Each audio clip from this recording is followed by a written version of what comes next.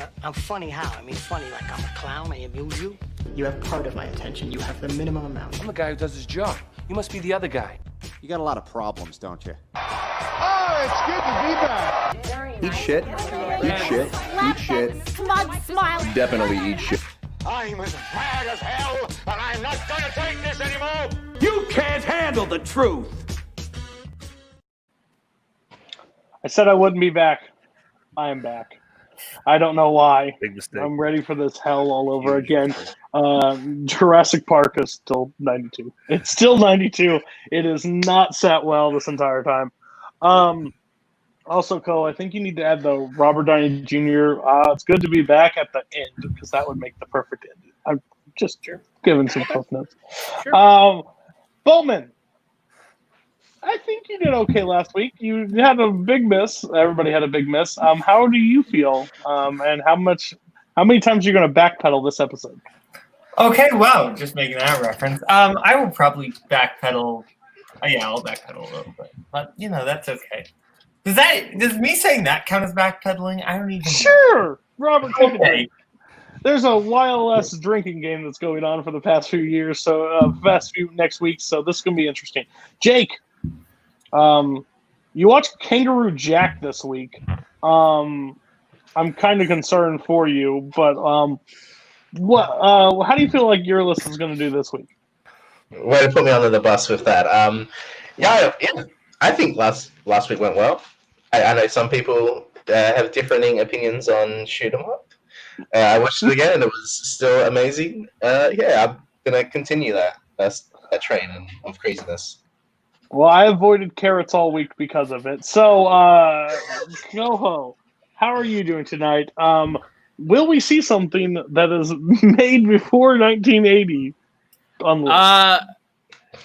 Spoilers. We'll see. We'll see how this goes.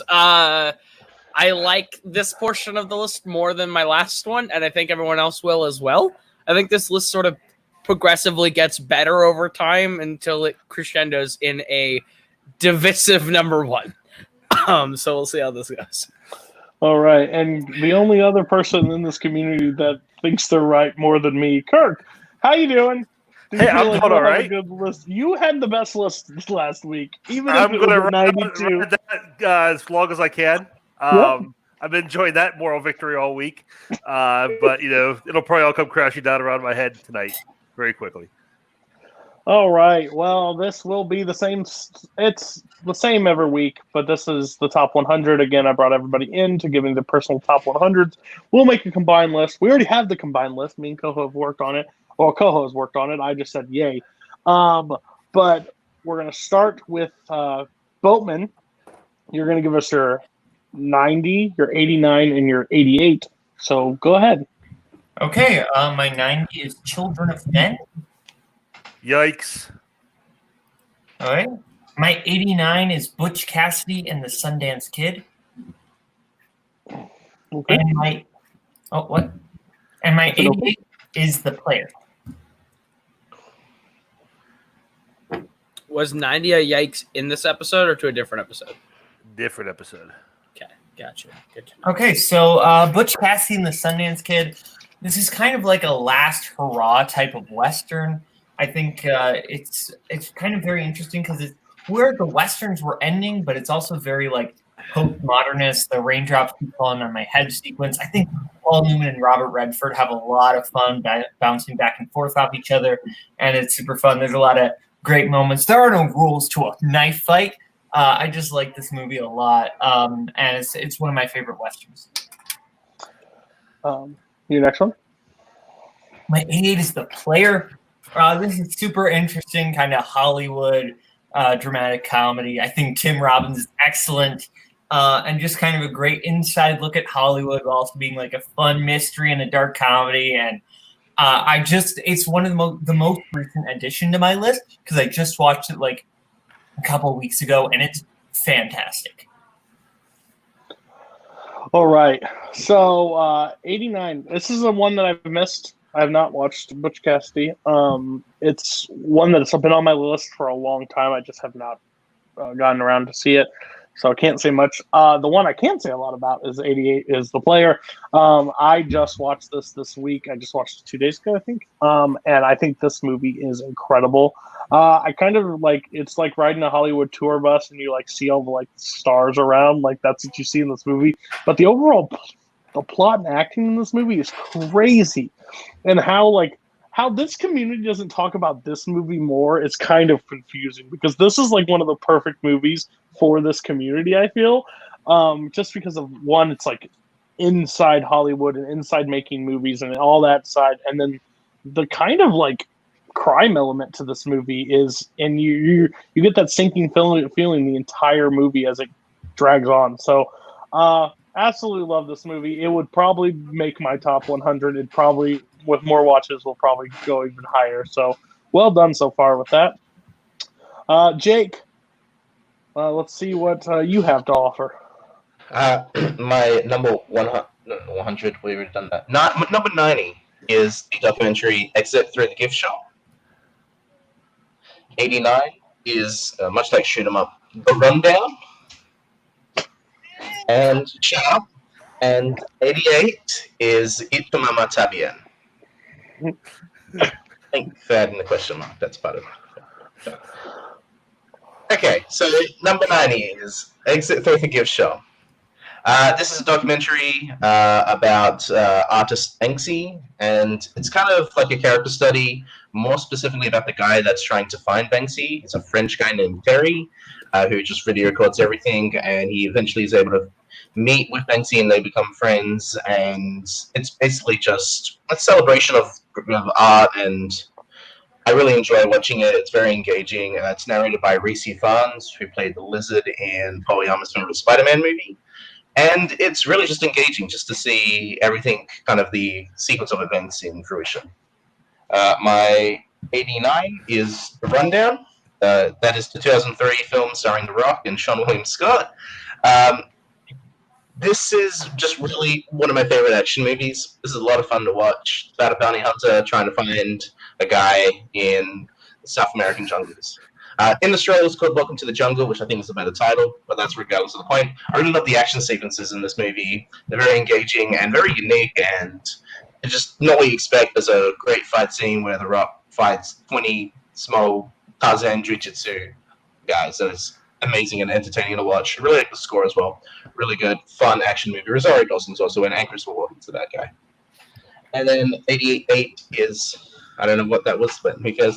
88 is Ito Mama Tabian, Alfonso Cuarón's film from 2001. It's about two guys going on a road trip with a older woman during the Mexican political kind of era of what was going on and how things were shifting as kind of the background, and kind of just the relationship that forms between all three characters.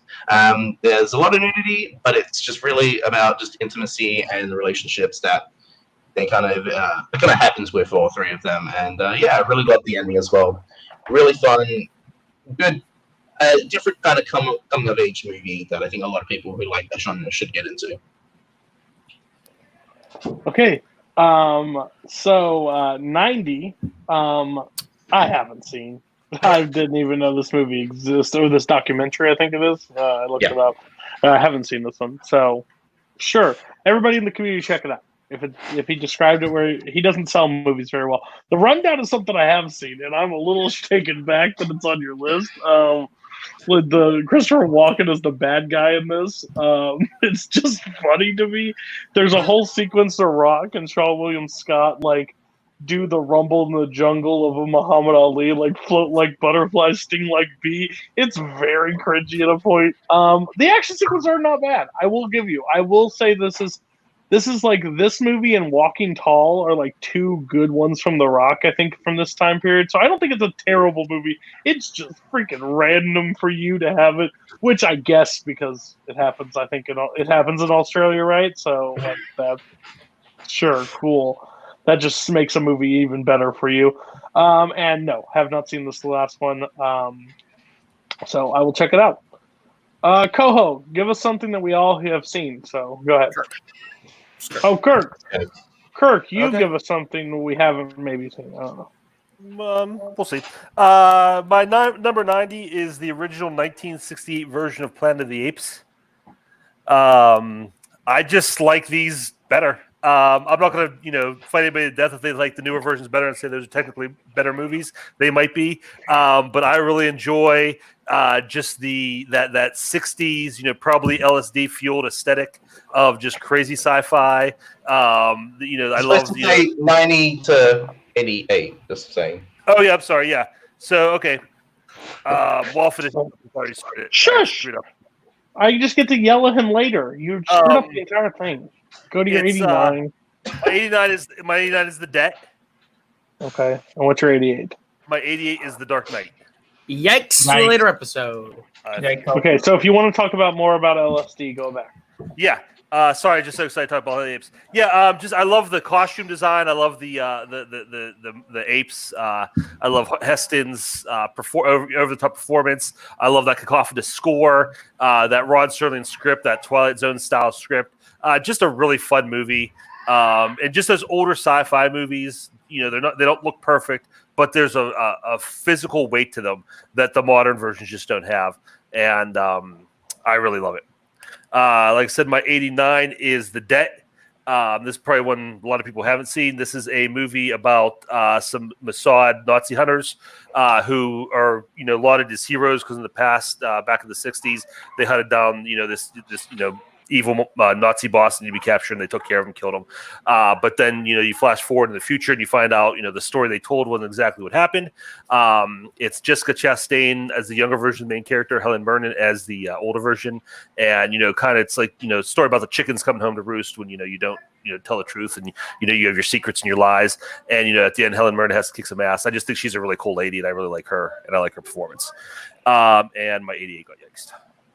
Yeah. Okay. So, Planet of the Apes. I've seen these movies one time.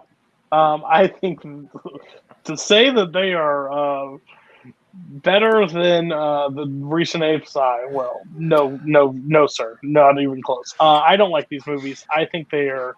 I always think when I watch the Planet of the Apes movies, it's like in Step Brothers when he's like, "It's okay that mine's not movie quality," is exactly what I feel like most of the time because they were not ready to make apes on screen. I get it; it's iconic. It has those moments. I think the first one is way better than all the ones that follow. So, 90. I'm not going to give you too much shit. 89. The Debt. I looked at the poster and I thought this movie was fake. It just looks fake. It has Sam Worthington and Jessica Chastain holding guns, and then Helen Mirren looking all like intimidating. I was like, this movie never existed. It did, so I'll have to check that out at some point. You actually sold it pretty well. It's so I will actually check that one out because it seems interesting. I just didn't think it was real. All right, Koho, take us through the 2010s. Oh boy. All right. So my number 90 is a movie that not a lot of people have heard of. It's 1966's version of 10 Little Indians. Forgive the name. My number 89 is Now You See Me. And my 88 is Real Steel. Just for the record, those two are 60% or lower if you're playing along at home. All right. So number 90, 10 Little Indians. This is my favorite Agatha Christie book. I'm a huge Agatha Christie fan. I love murder mysteries. They're probably my favorite kind of stories. And basically, it's the story. It's an Americanized version of this story where a bunch of people are invited to this house party up in the mountains in the Rockies, and they can only get on and off this resort by a lift. The lift is broken, and they start being killed one by one to a nursery rhyme called 10 Little Indians. And it is thrilling. It's a lot of fun. It's black and white. I think it's one of my only black and white movies on my list. But yeah, it's a good time. If you haven't seen it, I recommend. May 89, Now You See Me. Is this movie objectively great? Probably not. But is it great in the sense of you get Jesse Eisenberg, Woody Harrelson, Isla Fisher, Dave Franco, and Mark Ruffalo as like magicians pulling off crimes? Hell yeah, it's fucking fun. I enjoy Now You See Me a lot. I go back to this one every so often. I think it's just a really fun time, especially Eisenberg and Harrelson back and forth in this movie. And Real Steel. Hugh Jackman's one of my favorite actors. I love Hugh Jackman. And this is a really fun one. This is like my quintessential cable movie. If it's on TV, I stop and watch it. And this wasn't going to make my top 100 until I really thought about it last time. Like it came on TV and I watched it. I was like, oh yeah, no, I would definitely put this. Like I'd put this in like my 80s range because it's like whenever it's on, I have to stop and watch it. It's a good time. It's fun. So yeah. Okay, 10 Little Indians haven't seen. Did you actually look up when the release date of the United States was so you could have 66? Because IMDb says 65, so I'm just curious on that one. It's 66. I know, by United States. I was just like, you did some extra work to find out exactly. No, I haven't seen this movie. Sorry. That one would never jump off the screen to make me watch, so I'm going to be honest with you. That title was not great. Next one, Now You See Me. I can tell the future. This is on somebody else's list in the future. Now You See Me is a fun movie. I like the concept of this movie. I don't think it's great because it has Eisenberg, and I'm not a huge Eisenberg fan. I honestly can't stand him. But like the magicians and like the heist kind of thing is an interesting concept. Then they throw Michael Caine and Morgan Freeman in there, and you're like, "What the hell are you doing?" It's fucking awesome. It's fucking awesome. Yeah, so it's kind of weird, but it's a Koho pick, so it's 8-9. And then Real Steel. I remember when this movie came out, I said, "Rock'em Socket Robots. Why are we doing this?" And then it got good reviews, and I was like, "I'm still not checking this out." I watched it one time. I was like, "That's fine. That is fine. I don't think it's great. It's whatever." Okay, so the gloves come off. Everybody gets to talk. Here we go. Boatman, take us to 87. All right, 87. It's going to be a yikes. Birdman. Yikes. Yikes. Yeah. Already yikes. My 86 is Ghostbusters. Yikes. Wait, which Ghostbusters? The good one. Okay. So 2016. Okay. Texas. Cool. Okay, gotcha. Yikes. Real Texas here. Yikes. I'll take it. I'll go ahead and take a drink for that statement. What's your next one? 85 is Mr. Smith Goes to Washington. Yikes. Okay. Sorry, Boatman. Assuming all of these are to different episodes. Just one. Yes. Yeah. Nothing Okay, tonight. Yeah. And 84 is There Will Be Blood. Yikes. Later on. Hey, Boat, shut the fuck up. What's your 84? Was that it? Is 84 is There Will Be Blood. Oh, Thanks for yeah. coming, Boatman. I thought you were yikes a lot this episode. I just didn't know where. I forgot it's all chunk. So Jake, take us to your list. That was quick. 87 is Blade Runner 2049. All right, talk about it. So this is, of course, a sequel to Blade Runner. A lot of sequels, especially when they're made 30 years plus after the original, it's definitely hard to live up to expectations. But I think this is, in my opinion, better than the original.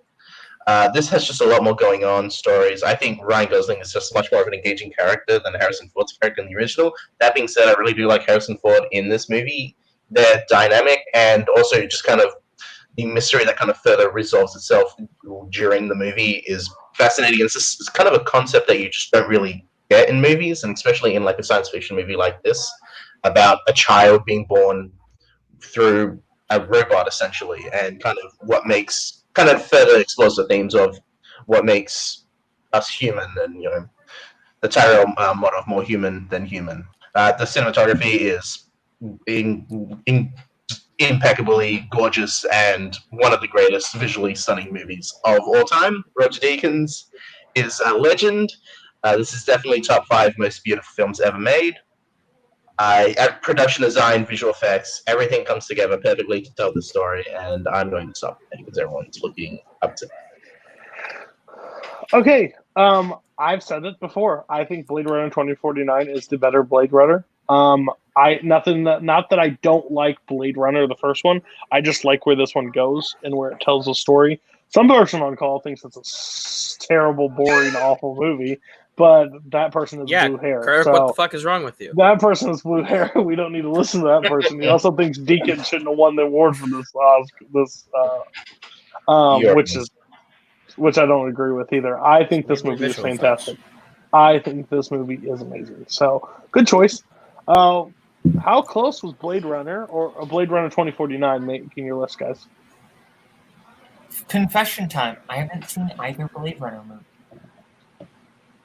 Oh, wow. Okay. It's probably floating in my top 200 somewhere. I really like this movie. The visuals are amazing. Everything Jake said is absolutely correct. I love where this movie takes the lore. I like that it doesn't try to be just Blade Runner 2. Like, it goes somewhere else with it and expands that story and that world. The only thing bad about it is the horrifying Uncanny Valley Sean Young at the end. I mean, that is just nightmare fuel. Tarkin in Rogue One looks fantastic compared to Sean Young in Blade Runner 2049. She looks like a melted wax candle in that movie. It's awful. And it did that. That's the one negative thing I'll say about it, but otherwise, I love it. I don't like either one, if I'm being completely honest. I find them really long and kind of boring. I like this one more than the original. But yeah, at the end of the day, Blade Runner is I just don't like them. All right, Jake, what's your 86? My 86 is this is a Cody movie, absolutely. This is Eraserhead.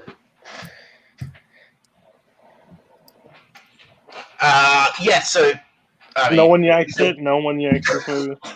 No. Are you sure? No, Are you no. sure? Okay, go ahead, Jake. I can't wait to hear what this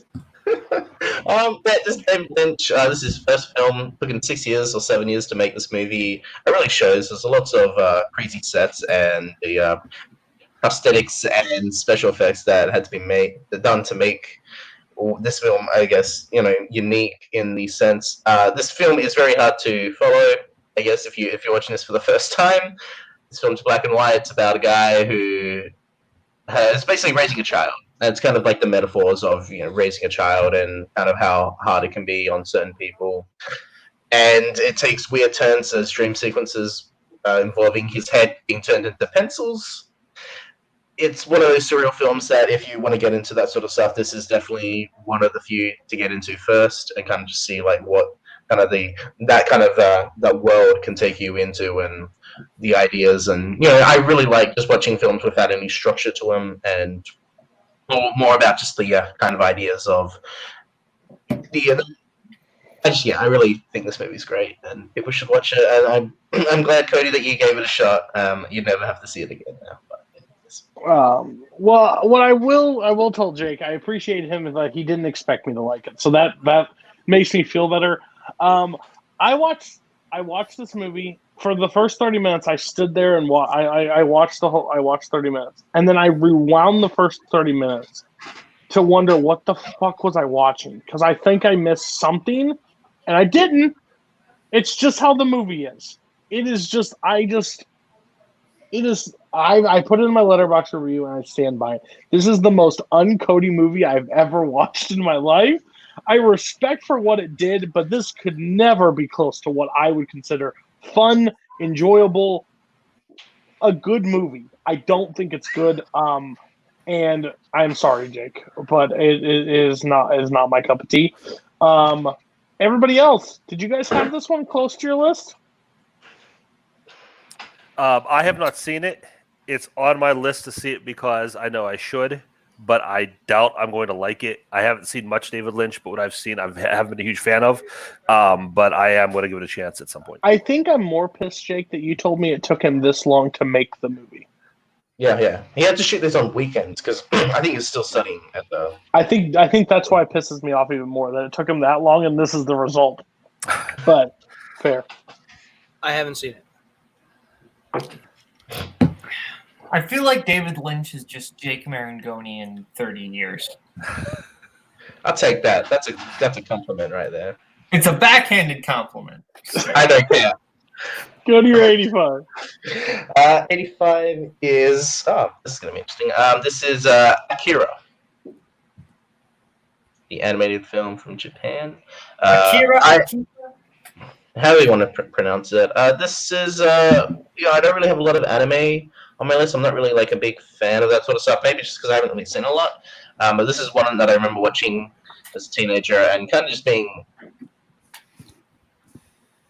in like just really enjoying the universe that this film creates. It takes place in the future, not too distant future. I think it actually takes place in 2020 Tokyo, which is funny. And this basically details, the neo post-apocalyptic, techno-futuristic. I think it's called Neo Tokyo, the city, and it's about kind of like Chronicle. If you imagine it as a Japanese anime film, there's telekinetic people in it, and there's massive destruction on a city level. Some amazing animation in the movie, but just the way that they capture light and neon light had not really been done before since Akira, and kind of what the film is about is really interesting and engaging. And if you kind of like that sort of stuff, I feel like there's not really much to talk about. Everyone, or most people who like this type of movies, have seen Akira. So this is one I have not seen. I am not big on anime either. I've admitted that. There's some that I definitely want to watch. It's just getting the sit down and actually watch it. But yeah, I haven't seen this one. But it's been on my list for a while. Everybody else on Akira? Haven't seen it. I've seen it. I'm not a big anime guy either, but I like this. There's a lot of cool stuff. Like Jake said, there's a lot of cool animation. That scene where the all the toys come to life is really crazy. And just I like how that they really go for it. A lot of in that sense with the animation. But yeah, again, the genre isn't just my bag, but out of the genre, this is a really good movie. Okay, what's your 84, Jake? 84 is Fear and Loathing in Las Vegas, which I'm pretty sure you can still see. I still have my poster on my wall. So good. Yeah, this is about Hunter S. Thompson and his journey in Las Vegas, a journalist, and he's his character Raoul Duke. It's kind of weird. They have it's like pseudonyms or alter egos. I really don't exactly understand. But Raoul Duke and played by Johnny Depp and his friend played by Benicio del Toro, and basically taking psychedelic drugs and journalism. And there is not really a plot to the movie. So, I mean, stuff happens in the movie. You see giant lizard people in one Las Vegas scene. It's Terry Gilliam doing what he usually does. The music's also really good. There's a cameo appearance by Cameron Diaz, Tobey Maguire, and there's a small scene with Christina Ricci. This film is basically like taking acid without taking acid. The experience is there. The way that Terry Gilliam lights a scene and the way he uses the camera makes you want to die, and I really like that. Let me tell you what, Jake. If I want to take acid, I don't want to take it with Johnny Depp anywhere near me. I'm going to be honest with you. This movie's fucking weird. This movie is weird. My sister growing up was a huge Johnny Depp fan, and we had to watch every damn thing that man was in, and this was one of them. And how she argued with this as a good movie, I was pissed. Crazy. I'm a crazy person. I understand this. I like movies with plot. I like movies that tell me a direction to go, and it has an ending, and it has a beginning, a middle, and an end. I know. Insane. Stupidity. I don't want to go on a free ride through Las Vegas on shrooms and acid with Johnny Depp. I would not watch this movie. I'm being honest with you. Do not watch this movie. I kind of knew that. Everybody else on this one? If you're playing the drinking game, I am so sorry. I have not seen this movie. Neither has Boatman. I also haven't seen it, but I really wanted to. And Jake gave the worst description I've ever heard to make me not want to see this movie. I still kind of want to, but Jake pushed this back on my watch 30 spots. Kirk? I saw this when it first came out. And back then, I really didn't know much about Hunter S. Thompson or what the whole scene was.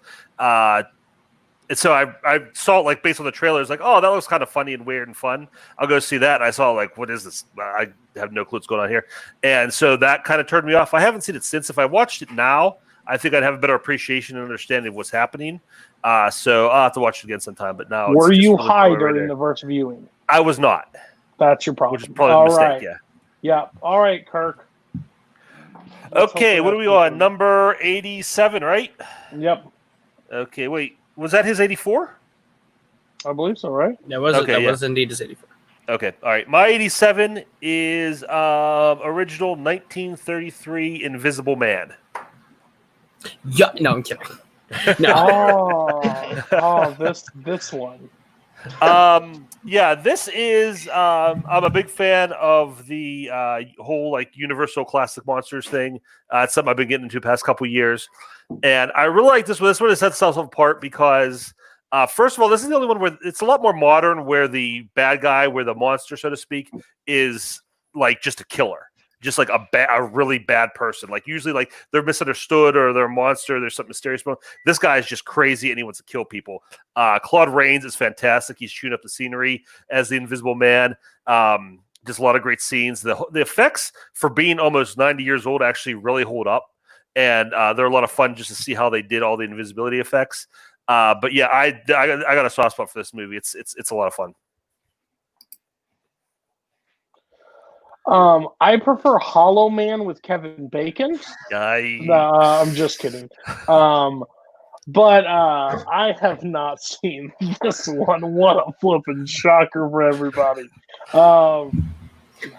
They made movies in the 30s? Okay. No, I'm just kidding. Everybody on The Invisible Man, why did this miss your list go? Haven't seen it. Let's go again. Haven't seen it. Also, I don't have a chance. I actually have seen it. Kirk is the reason I saw it. And I really, really enjoy this one. This is my favorite of the Universal Monster movies I've seen. I really like the psychological elements of it, and it's also just super fun. Claude Rains is legitimately one of the best actors of that era. So I think he was kind of the perfect choice to handle it. You also have Henry Travers and Elsa Lanchester in there, and that's a lot of fun. Henry Travers, not Henry Thomas? I hate you. That's a reference that no one will get. Okay. All right, 86. My 86 is probably a movie no one's expecting. It is Run, Fat Boy, Run. That's just rude. The classic David Schwimmer directed Run, Fat Boy, Run. Yeah, this movie, ever since I saw this, just is really had a special place in my heart. It's not my favorite Simon Pegg movie, but it's my favorite Simon Pegg performance. It's him doing what he does best. It's that he's that sad sack with a heart of gold who really wants to figure out a way to be better, but just doesn't know how to do it. And it's about he's split up from, I don't know if they were married, his wife or his girlfriend. They have a kid together. She's estranged. She's with another guy. And he's trying to get back into her life. And her new boyfriend is a marathon runner. So he's fat, out of shape. He smokes, he drinks. And he decides, okay, I want to run a marathon. And I'm going to show you, my dedication to you and to our family. And so it's his story of him trying to do that. And besides maybe Rocky, I've never seen a movie where a sports movie where the sport is a better, metaphor for life, and what the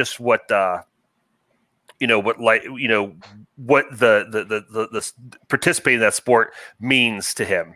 Shut up, Koho. You said Real Steel. I don't want to see that. Your face. I haven't fucking seen it. Calm the F down, Kirk. I'm listening intently. You too, Jake, in the rundown. I don't want to have your sunglasses. God damn. But calm down. But yeah, it's just great. If you haven't seen it, check it out. It's a small little comedy, but Simon Pegg's so great in it. The whole cast is great. It's just a really good movie.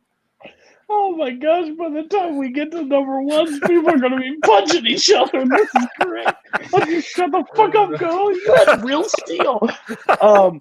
Okay.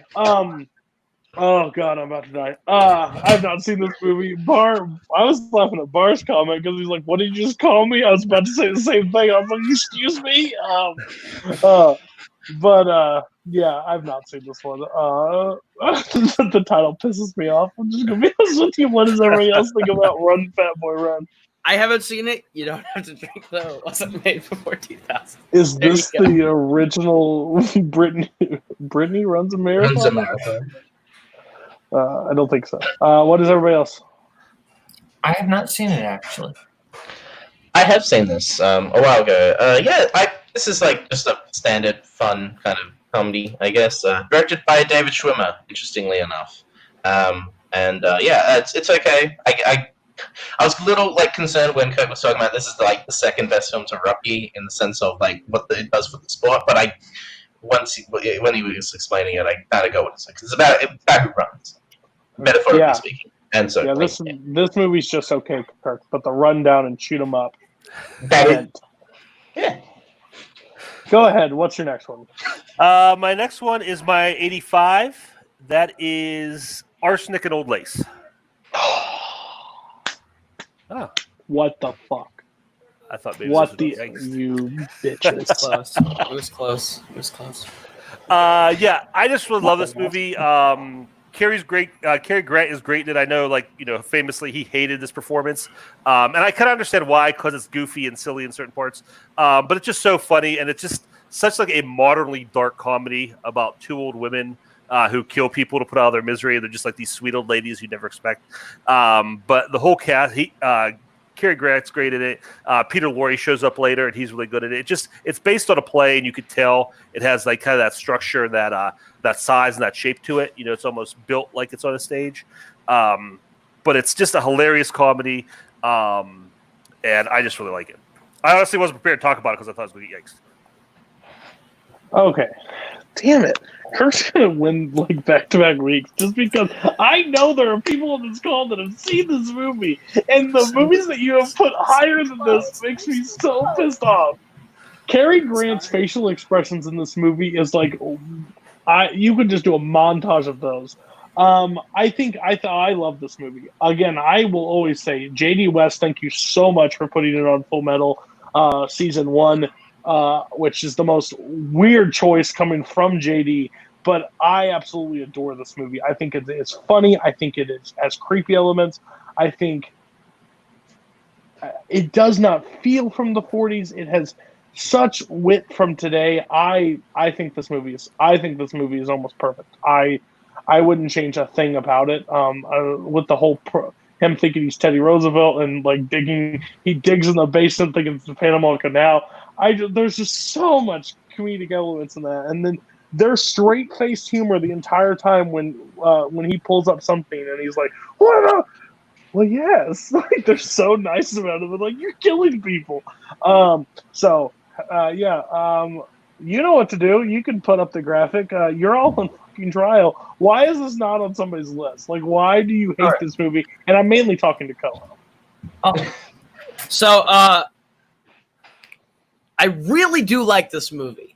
I've seen it the one time. I plan to rewatch it more. This is one that instantly is like going to be every Halloween I'm watching Arsenic and Old Lace. But seems like it'd be a favorite if it was going to be on every October 31st. I'm just saying. If I'm being honest, it was like 102 or 103. It was that close to making it, but I felt like I had too many movies that I had only seen once that had punched their way on here, that I was like, if I put another one, I don't know if I can allow myself to do that. If I had done it, I'd have had 5 movies I've only seen once on here. And I was like, I don't want to go that much. But it was very, very, very close to making the list. I'm definitely with Robert. Death or Exile, your choice. Exile. Go ahead. Wait, who? Just whoever. Anyway, I love Jason. Well, Jake, you go. Okay. I have not seen this movie. There's one specific reason I literally cannot find this movie. So when it was put on the Full Metal list last year, that was the one film that I could not find and could not watch. So I was kind of annoyed. What can I do? That's fair. Amazing Spider-Man 2, and now you see me, masterpiece. That's fair. I love that it came from Robert. I've seen them more. I love this movie. This movie is just a victim of the fact that I've only seen it once and I haven't seen it in 2 or 3 years. I own it and I need to rewatch it. It's just, I just haven't gotten around to rewatching it, and that's why it's not on the list. But it's an excellent pick, and honestly, if I rewatch it probably would be on my list. You have Jason better Alexander's movie taste up to this point. You have better. That's his name, right? Jason Alexander. That's the guy from Seinfeld. The guy who plays Teddy. The guy who plays Teddy, right? No, Alexander. It's Jason John Alexander. Alexander. John Alexander. Sorry, fuck. George Costanza is not.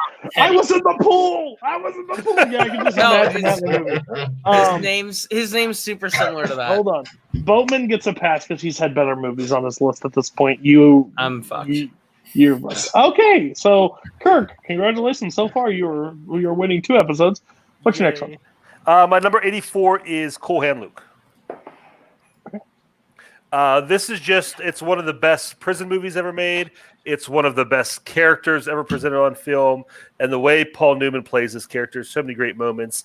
That fight scene between him and George Kennedy, just stay down. And that just tells you everything you need to know about that character and everything you need to know about the movie. It's basically the movie encapsulated in one scene. And just the relationship that forms between the two of them. And just this guy who is not going to quit, who's not going to stay down, and just who's either too dumb or too stubborn. And just to watch his journey, just see the emotion he goes through where he comes in all cocky and then he gets broken and he gets cocky again. But he just keeps going. The scene where his mom dies, the plastic Jesus scene, holy crap. I mean, there's nothing more gut-wrenching I've ever seen in a movie. I think I just watched that. I was just watching some scenes to refresh myself before we went on the air, and I watched that. I'm still feeling sad about it. That's one of the most sad scenes I've ever seen in a movie. And the ending is just devastating. It's a really, really great movie. I mean, Garth, it's a very quotable movie, and a lot of great performances. I really love it. So this is the one I was going to watch today if I had time, but I had to work, so I couldn't see it. But this is on my HBO Max watch list. I wanted to see it, so I will be able to probably give a review for it next week on how I feel about it. It's one that I've been wanting to see. It feels like there's those movies that come up and it seems like that you not that you have to see them, but they get talked about. So Cool Hand Luke is one of those that I've been told a lot to watch, but I've never seen it. I think everybody else on Cool Hand Luke. Does it have a plot? It does. Okay, it's above the list. Robert, Lucas, Zach, whoever's out there, I am sorry. I have not seen this movie.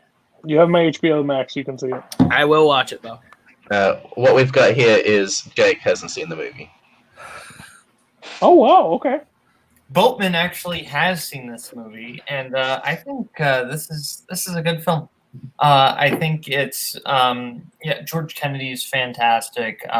This movie will make you never want to eat eggs again.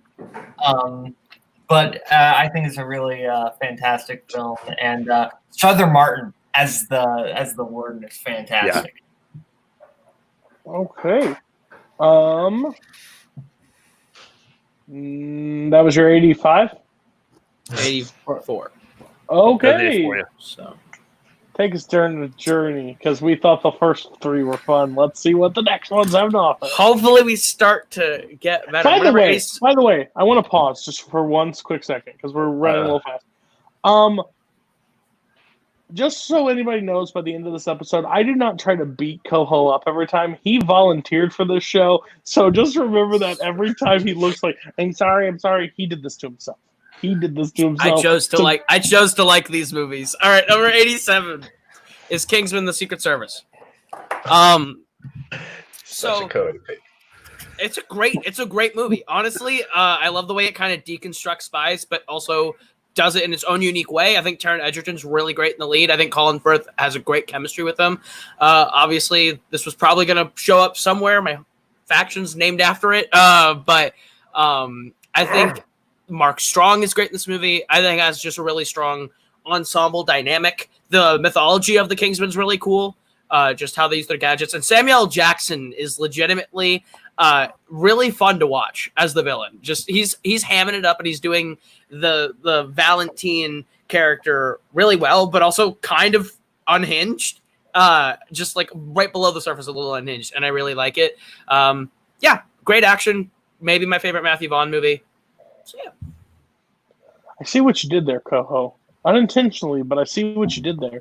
You put Force Awakens below the Kingsman.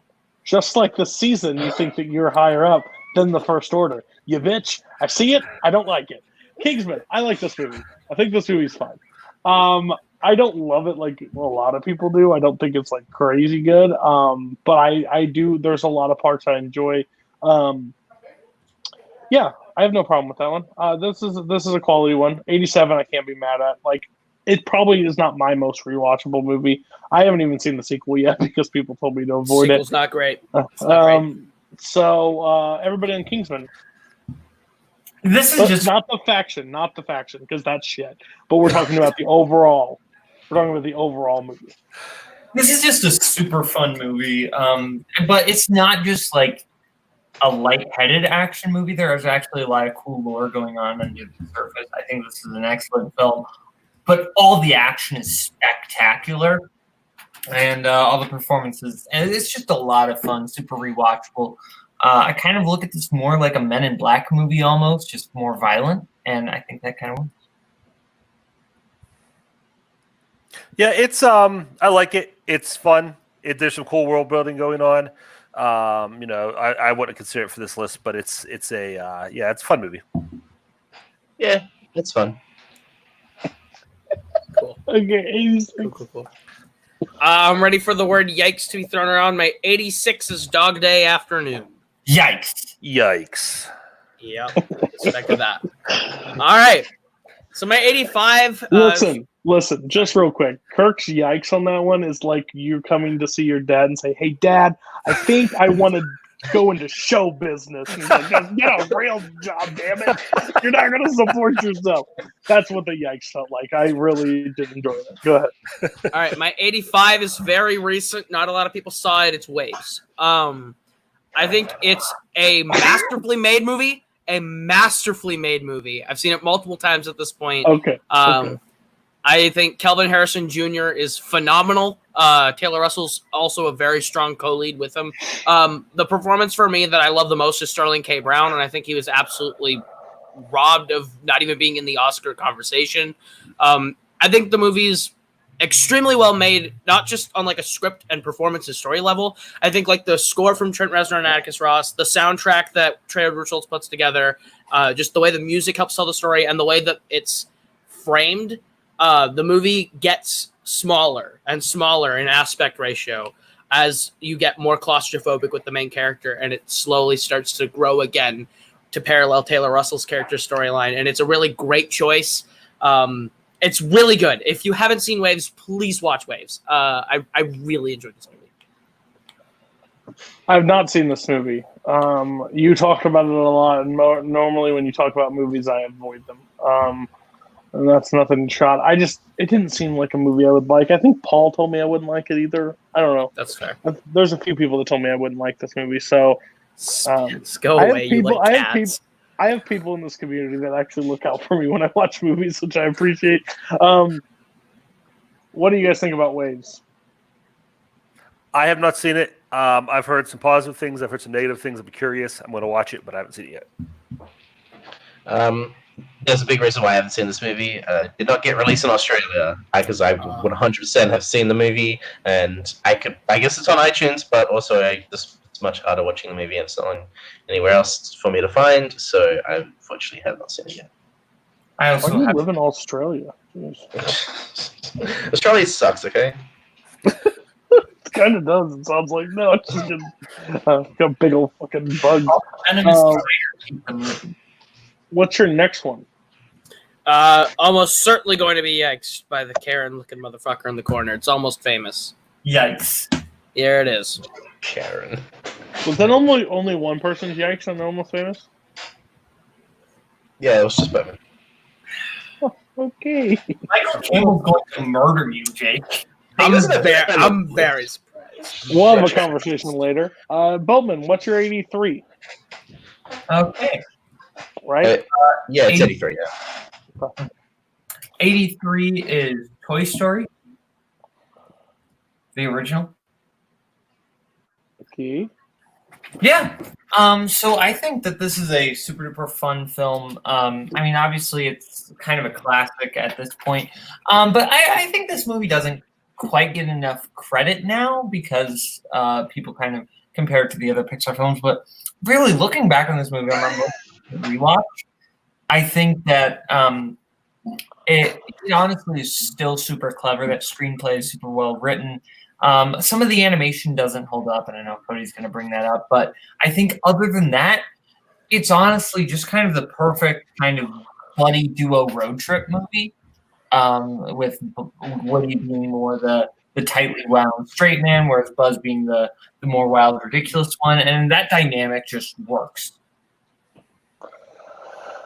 I don't have an issue with this because, I mean, I don't want to give out the list, but like the first Toy Story is good. Like, I really like the first Toy Story. You're right, the animation does not hold up in 2020, and that's fine. It doesn't take me out of the movie. The first time I did, I was like, fucking Sid looks more terrifying now than I did when I was a kid. But like, I think Toy Story 2 is the better Toy Story. I've stood on this mountaintop. I will die on this mountaintop. That's what I believe.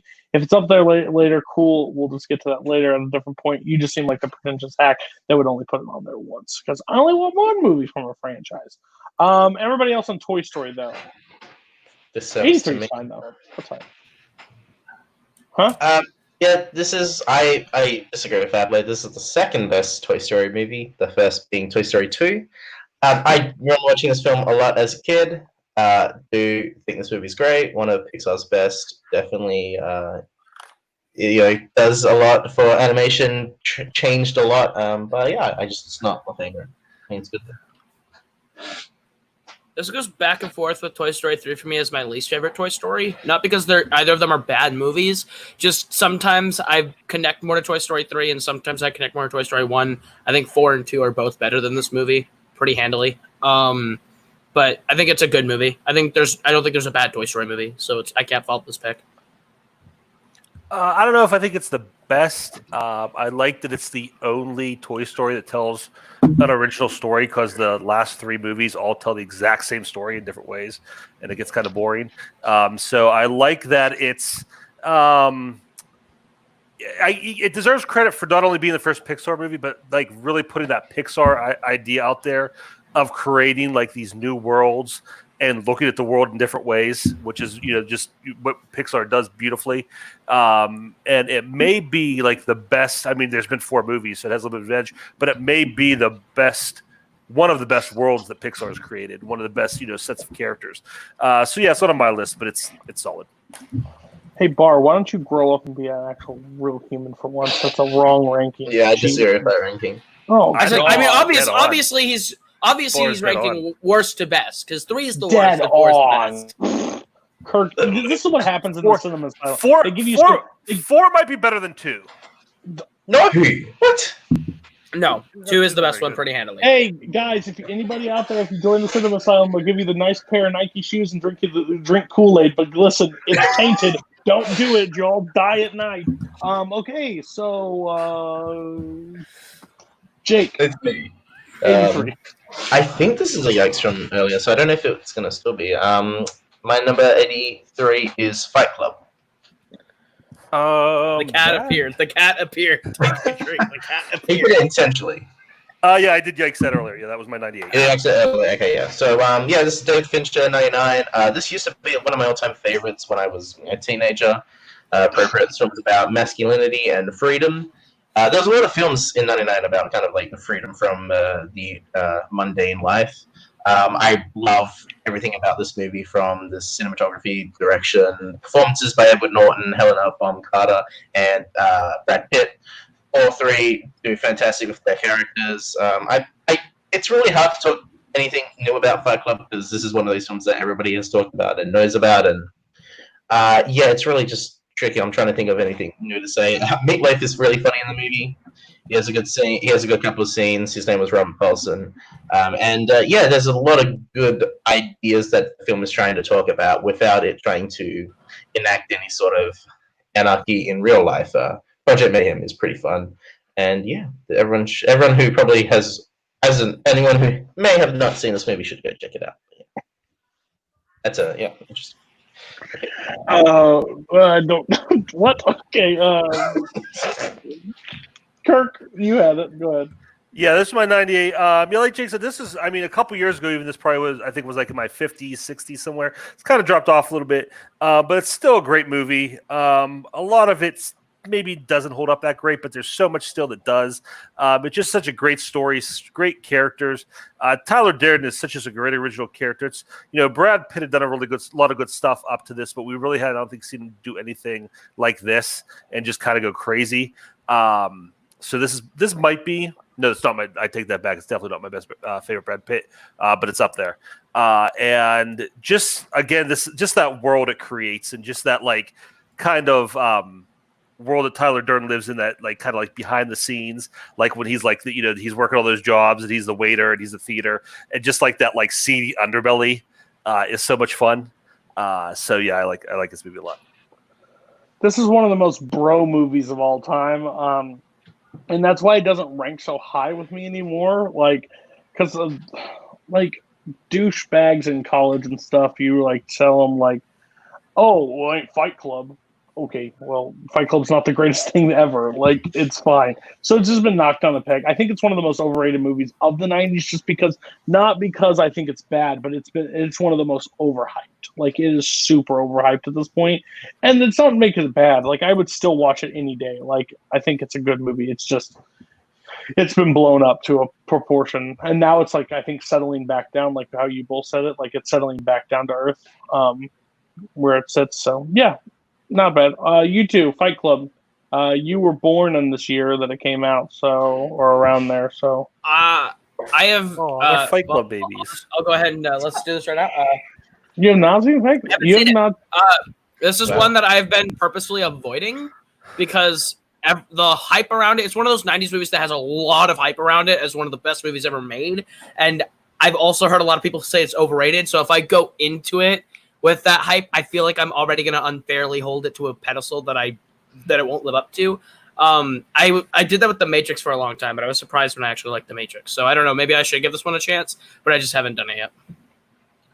Oh, man, guys, I got to tell you, it's really tough existing in a stable economy, having, no coronavirus, no anger, just living in it's super tough living in such a peaceful time as 1999. You all needed to grow up in the 90s. Seriously, your life was not that difficult. You made like 20 movies about how much it sucks to exist in the 90s. I would literally murder Kaleb Koho if I could live in the 90s. I need to be put into witness protection program immediately. Wow. What the fuck just happened? Hey. Okay. We needed to add Boatman has a weird tirade on the drinking game list. Kirk, what's your 83, man? My number 83 is Bridge on the River Kwai. Okay. And this is just a really great war movie, another great prison movie. Alec Guinness is really good in this, and just his character arc of, going from the guy who's trying to escape, who finds something to latch onto, even if it's maybe not what he's supposed to be doing, and then his realization at the end. It's really has some modern sensibilities in the fact where they humanize the enemy. The Japanese officer who runs the camp is presented very sympathetically, and you see the toll that the war is having on him and on the just on his psyche. It's a lot of great characters in this. Beautifully shot by David Lean. Really, really great movie. Really great looking movie. William Holden's great, and a lot of little great performances. It's one of my favorite war movies. This is one I have not seen. I just got to Paths of Glory. I'm going to be honest with you. I'm a little behind on some of the older war films. But I know that I'll like this movie. I just haven't checked it out yet. Is it Bridge Over the River Kwai or Bridge On? Bridge On. Okay. That was in a plan. What does everybody else think about this movie? Koho?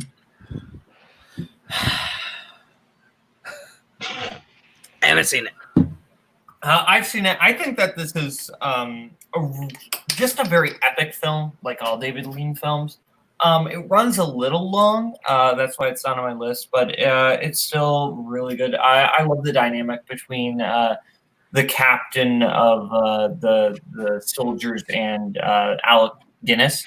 I think as Alec Guinness kind of realizes why he wants them to build this bridge. I think it's kind of fantastic. Again, it drags a little bit, but still a really good movie. Correction, it was actually shot by Jack Hildyard, directed by David Lean. Actually, have not seen the movie. Oh, sorry. Get your facts straight. Who shot the rundown? Shit. Rhetorical question. Moving on.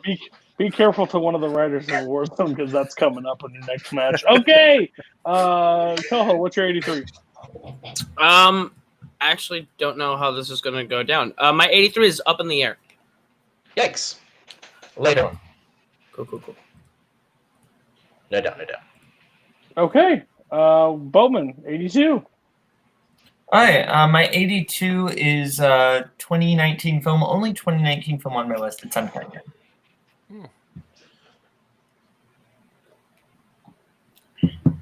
Fucking stand behind this one. Let's go.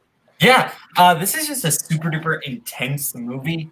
I think that Adam Sandler is giving the performance of his career in this.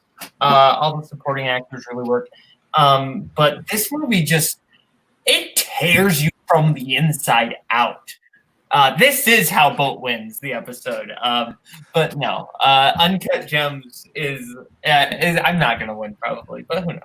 But Uncut Gems is just a movie that rips you from the inside out because you keep wanting the character to make the right decision, and he always looks like he's going to, and then he doesn't, and you just hate everything and you hate yourself.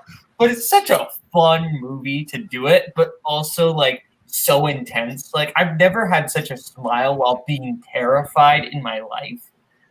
It's just a super well done movie. Favorite movie of last year, by far. One of my favorite. I love this movie. I think one, because I know the sporting event that it entails, so I think that's what makes this movie even more close to me. I am not a huge Adam Sandler fan. I don't like him. But this movie shows gosh, you could actually do something if you get the right people behind you. Get the hell away from Netflix.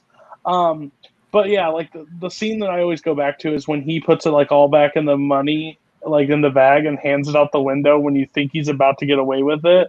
He's about to give it up and be back, and he gambles again, and you're just oh, I'm gonna vomit. And the ending takes me by surprise. It does not rest this entire time. I love this movie. I think it's great. 82, I have no problem. No problem with it being 82 on your list. Well done. I don't know if you win because Arsenic rates a little higher in my book, but you did quite well with this. Everybody on Uncut Gems. This was my 10 of last year. I really did enjoy it. It's a really stacked year, but it's a really great year. Adam Sandler gives my second favorite leading actor performance of the year. He's phenomenal. Julia Fox is really great in it, and I also think Kevin Garnett is excellent. It's kind of hard to play yourself. A lot of people will be like, oh, it's easy. But when you come into a movie and you have to be a certain version of yourself that this film is requiring, that can be really challenging. I think Garnett delivered that really well. I think it's really good. It's just, I haven't seen it enough to warrant it a top 100 spot for me yet. But I do enjoy this movie quite a bit. You want to go, Ko? Yeah, I'll go. This movie was weird because Adam Sandler, especially at the beginning, he's almost borderline doing a Adam Sandler kind of character, but in a dramatic role. And it took me a while to sync my brain up with that because he wasn't doing that, but it felt like it was. And what I love about this movie is how many moments there are where you think it's all going to fall apart. That part at the beginning where he bets all the money and he's in the car with the guys. And you're oh yeah, that's going to go completely wrong, and he wins, and you kind of can breathe for a second, and then it just ramps up again. He gets himself another problem, and that's the whole movie up until, and then those last 20 minutes are just you're going to have a heart attack watching this movie. I really like this. I've only seen it the one time. This is a movie that could really grow on me. I could see in 2-3 years this, if I watch it enough times, it cracking my top 100 because it seems like it's a movie where there is more to find, more to hidden gems, to dig out of it. So yeah, I like this pick. This is a great movie. I really do like Uncut Gems. I'm a little iffy on the ending, just personally, just how I feel it could have gone. It just feels like the easy way out. personally. Yeah, this movie's great. This movie makes you feel shitty all the way through, and I like films like that. And it also has a Madonna song in it, an underrated one, and I appreciate that as well. Oh, I also want to say the cameo for the guy from Coming to America. No, the neighbor. What's his name? I forget the actor's name. Judd Hirsch. No, when he knocks on the door, he's like, he was coming from America. That is the single greatest movie cameo of all time, hands down. I love that. He's like, yeah, my neighbor, it's the guy from Coming to America. And he opens the door, it's the guy from Coming to America. I love that. That's one of my favorite parts of the movie. I just love I didn't know if Judd Hirsch had a small part. Judd Hirsch is not in Coming to America, my friend. I couldn't remember if he had a small part or not, all right? I know Judd Hirsch is in Uncut Gems, and I don't even fucking remember where in Uncut Gems Judd Hirsch is, but I know he's in the fucking movie. Okay, I just love it. Shut the fuck up, Go. What is Jake? What's There you go. All right, number 82. I'm actually shocked that no one's going to have this on their list. I'm looking at you two, Caleb's. It is 2019's Olivia Wilde's Booksmart. Cue Garth. Where's Garth at? Where's is this the drinking game? Wow, it is not on anybody else's list. I knew when it was coming out. I honestly thought I'm going to have it, but we'll talk about it later. So yes, this is not my type of movie, especially when it was coming out, and I'm sure Jim Green's going to be, because it has women in it, which is, insane of an idea to think. I kind of love this movie. This is one of those coming-of-age movies that I would not have expected to enjoy. It's kind of like the Lego movie in that sense, in which I went in with no expectations and went out thinking, holy shit, this did a lot that I was not expecting to do. I love the relationship between Molly and Amy. Kaitlyn Dever and Beanie Feldstein capture the characters perfectly. I really love that every character in the movie is easily defined by their personality. It's not just like a gimmick. Every character is easy to remember and is memorable. And I think everyone just does their A game in this movie.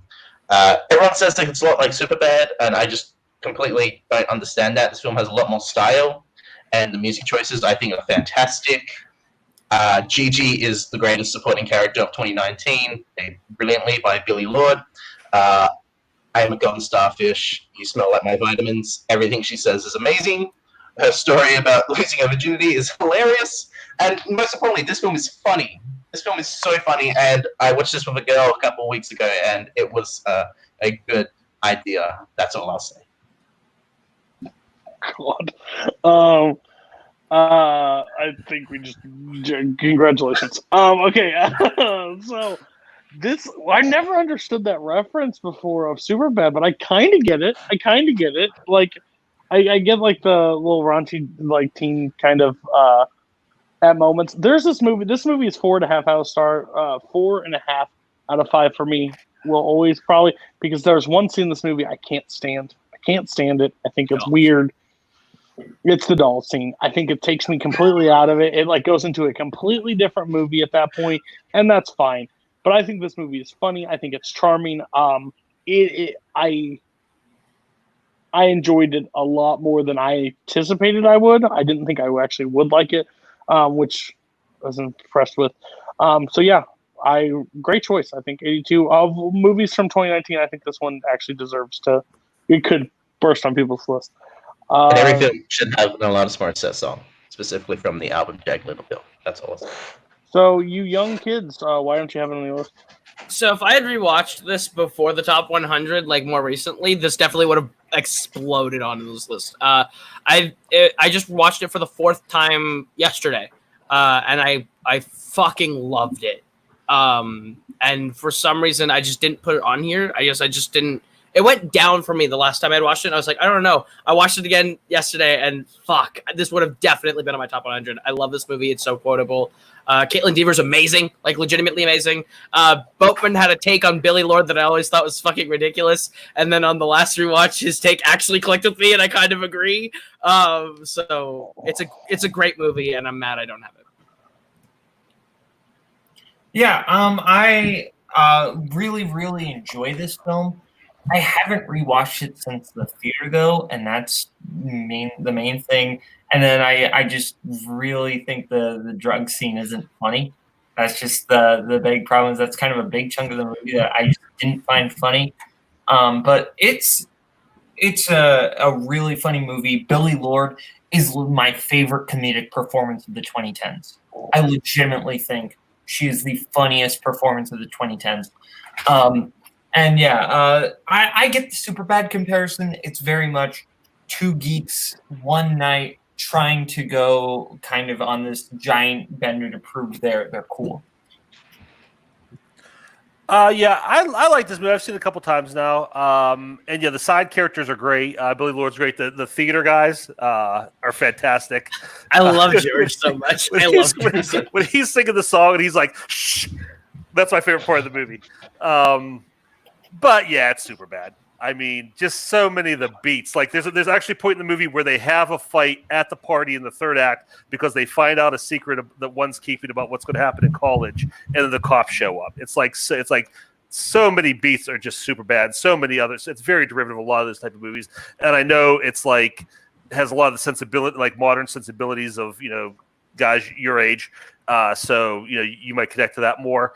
But yeah, I did. That was the downside for me. Is that other than that stuff, it was very derivative. Koho, I do have a question for you. Do you charge Robert fair for riding your ass as much as he does? Because man, he is coming at you in the comments, and I love every minute of it. But that should be added to the drinking game. Okay. This is Kirk's 82. Yes, my 82, I think based on who's on the panel with me here, I'm probably done for the night. My 82 is Creed. Yikes, to a later episode. All right. And Koho, knowing the panel, you'll still be talking. I'm going to be talking about the rest of the episode.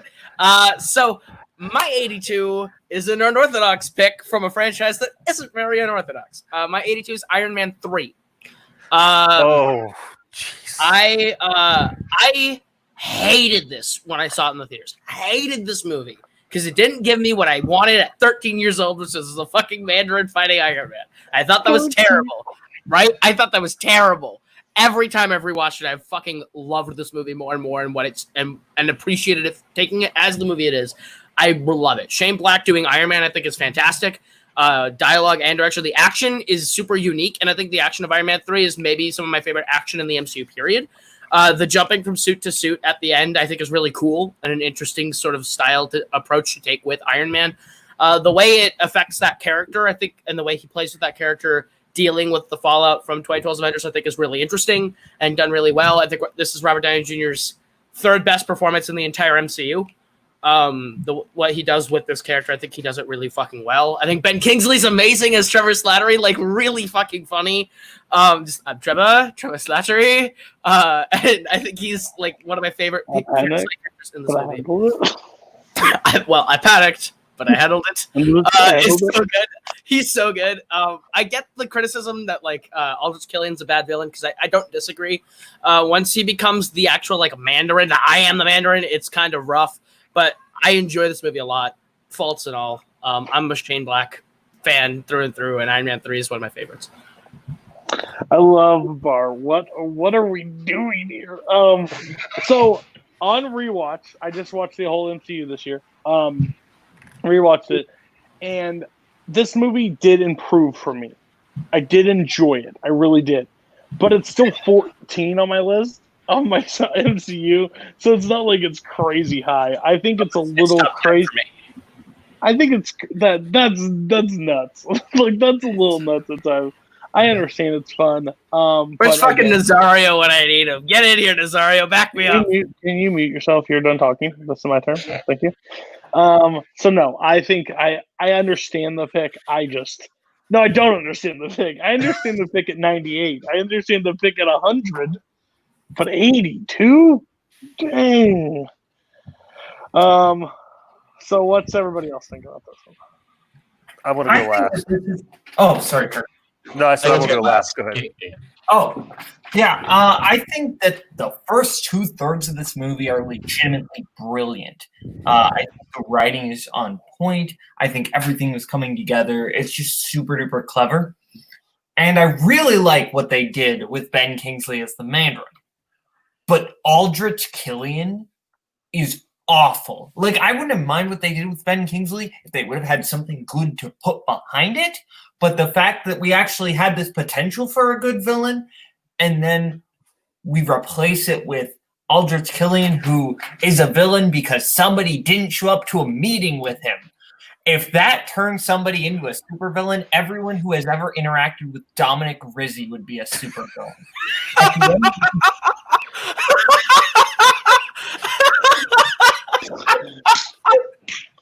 Man, Boatman had that one in the chamber. Done. I'm fucking done. No. But I think it's still a good movie, so it's not like, why are you doing this, Koho? But it's not top 100 worthy.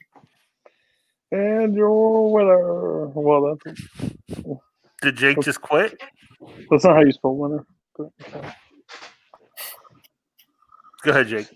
Jake, go ahead.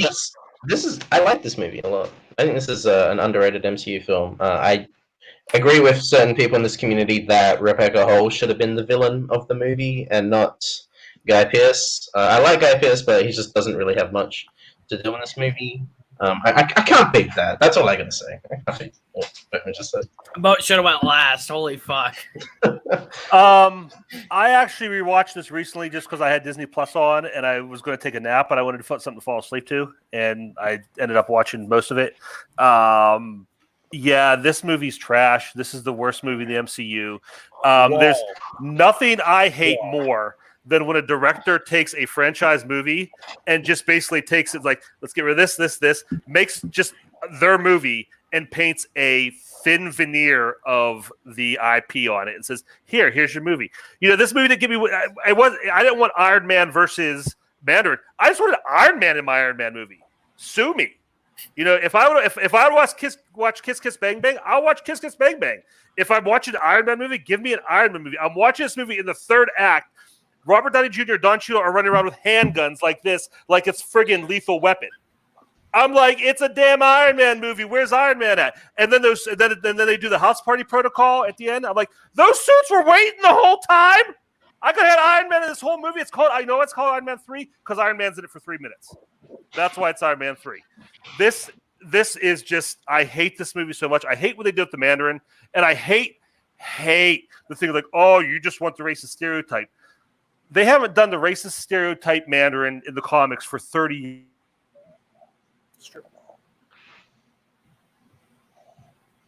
Kirk's internet knew what to do. Sure. I'm telling you right now, I'm adding it to the list. Finish your drink, whatever. But with straight up kills a man is perfect. Also, I have an issue with this, and I want him to be back because to say this is the worst MCU movie is just stupidity. Have you watched Thor: The Dark World? Captain Marvel. That movie is garbage. Captain Marvel exists. The Incredible Hulk exists. Guardians of the Galaxy Volume 2 exists. Captain Marvel. Kirk, I want to tell you something. This is how I win.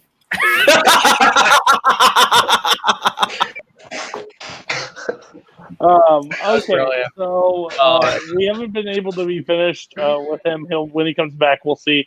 We're gonna go to Bowman's 81. Kaleb, let me know if it gets yikes. Okay. All right. My 81 is Kill Bill Volume 2. Yikes.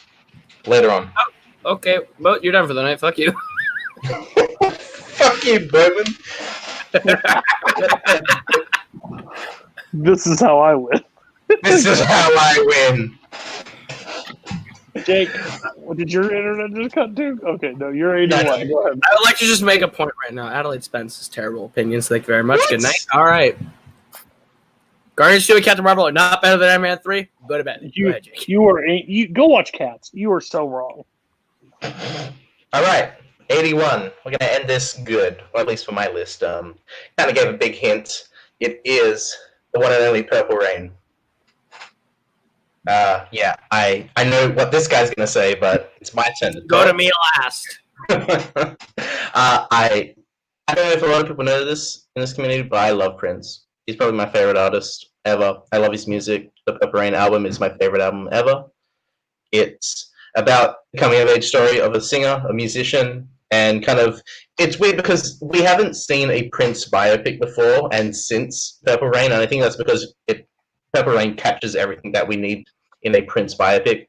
It details kind of his relationship with his parents, specifically his father during his times as a musician and during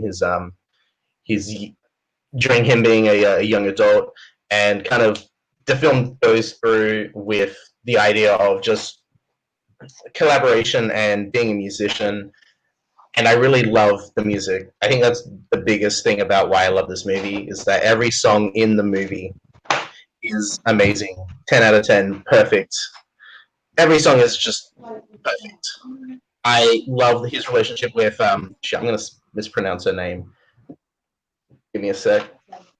Apollonia,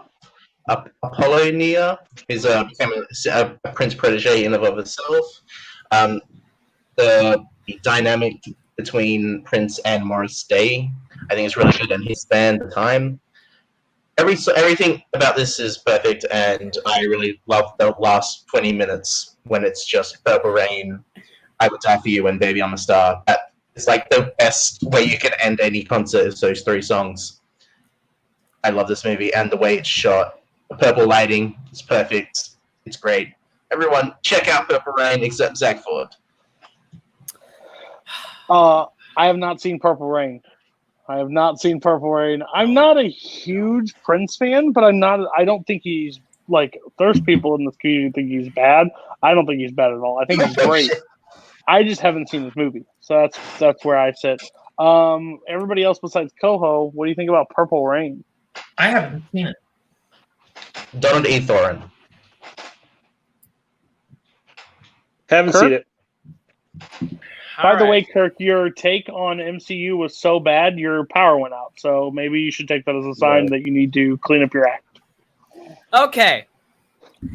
I've gone on record in my own state, even to much chagrin of everyone I know, that Prince is overrated. He's not a good singer. He's a fine songwriter. He's a great guitar player. That's about it. I don't really like his music, and I hate his attitude. I hate the attitude that guy brought to everything he did. Just, it was so cocky. Just, I don't like Prince as a person or as an artist. So when they made a fucking movie about the only album he made that wasn't dog shit, and it's totally bad, says everything you need to know about Prince. There's nothing about Prince that is good outside of how he can pick the strings on a guitar. Honestly, that character is unrelatable. He's not a character I root for. That movie is terribly written. It's written based on a fucking soundtrack that is completely okay. Bury it. Bury Purple Rain, and I'll go jump in Lake Minnetonka, Holtzman. But fucking God, Prince is just overrated. But a brilliantly written film is The Amazing Spider-Man 2. Better written than Purple Rain. Okay. Kirk, do you need to say anything more about the Mandarin? No, that's enough's been said. Okay, we all disagree with you, but that's fair. Okay, so we're going to Kirk's 81. First of all, what was Boatman's 81? I missed that. Kill Bill Volume 2. It was nice. That was a yikes, yeah. Okay, can you guys hear me? Yeah, we can hear you. You guys all talked over each other. My 81's going to get yikes anyway. My 81 was Kill Bill Volume 2, and it was yikes. Okay. My 81 is Sing Street. Yikes to a later episode. Well, Kirk, I'm glad you came back. And we're going to close it out. Go ahead. Okay, 81 Koho. My 81. At this point, I hold them almost even. So Nazario, be happy. This one just ticks upward for nostalgia. 81 is Iron Man. I think Iron Man is excellent. It's a miracle this movie exists and is as good as it is. The character Tony Stark in the comic books is really uninteresting. I don't like comic book Iron Man whatsoever, outside of maybe one or two storylines that he has that are okay. And so when they were like, we're making an Iron Man movie, I was like, good luck. The fact they made this without a working script. Favreau really just had RDJ get on set and improv. RDJ was born to be Iron Man, and he kills the role in this movie. When we did the watch along, I made a lot of my thoughts known there. Me and Cody will say this till the day we die. Tony Stark built this in a cave with a box of scraps is one of the best MCU lines, period. Jeff Bridges is great as Obadiah Stane. I think he's menacing as all hell. I'm really bummed that he died because honestly, I would have loved to see Obadiah Stane come back in future movies. He's one of the best MCU villains, bottom of the top 10, but he's still up there for me. Yeah, I enjoy this movie in just about every aspect. The only aspect I don't really care for is Terrence Howard's Rhodey. I'm really glad Don Cheadle took over the role because he's good. Terrence Howard's fine. But like Don Cheadle is considerably better to me. Other than that, this movie is excellent, and it just barely ticks above Iron Man 3 for me at this point. They're just about neck and neck. Okay, so Iron Man, the original Iron Man, is my fourth favorite MCU movie. I absolutely love this movie. I love how it sets it all up. I think Obadiah Stane is one of the best villains in the MCU. I really do. That scene alone with Pepper and Obadiah in the office is still freaks me out because I think he's that good in it. So I'm okay with this being your 81. I don't care about your 82 because I think that's a lot. But what does everybody think about Iron Man? I'll go the opposite this time because this, I think, is probably the cream of the crop of the MCU. When I made this list, I had about 125 movies that I narrowed it down to before I finalized the list, and Iron Man was on it.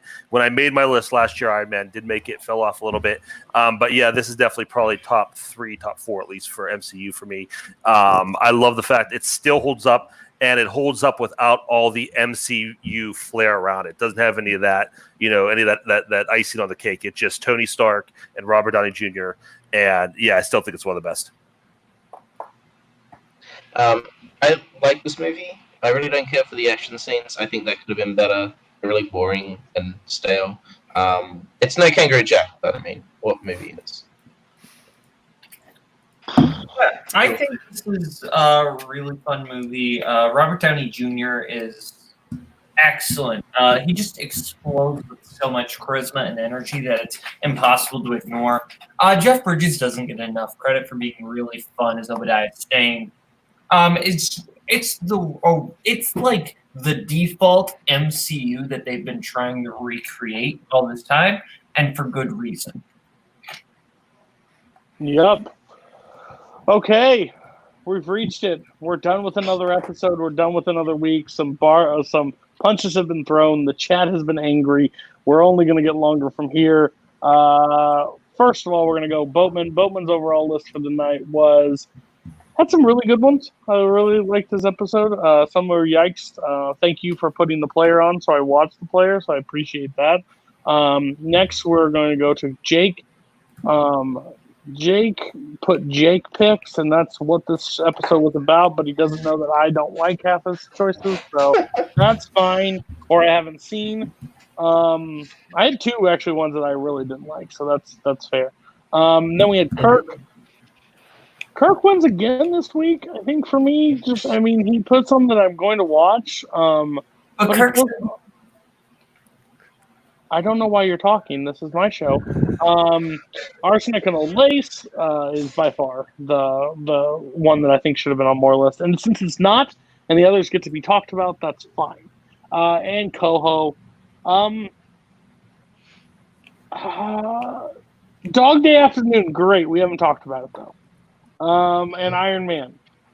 And Almost Famous. those are 3 takeaways. We'll take them as that. And I like Iron Man, so that's fair. Okay. Cody, all this goodwill I'm building now, please remember it, because I'm going to spend it later. Okay. We'll see how it goes. We'll see how it goes.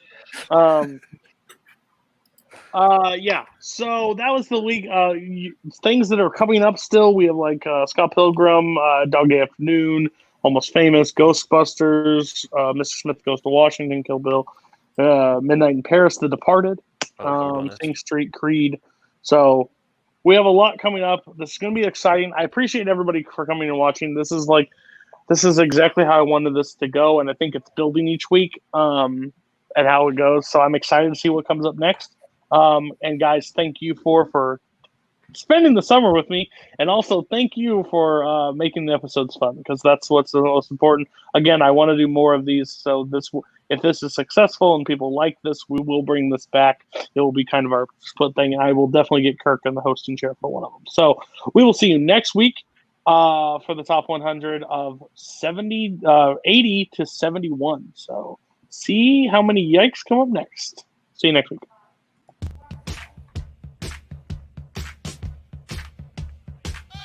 Well, I'm funny how? I mean, funny like I'm a clown. I amuse you. You have part of my attention. You have the minimum amount. I'm the guy who does his job. You must be the other guy.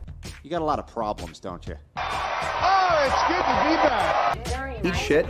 Eat shit. Eat shit. Smug smile. Definitely eat shit. I'm as mad as hell, and I'm not gonna take this anymore. You can't handle the truth.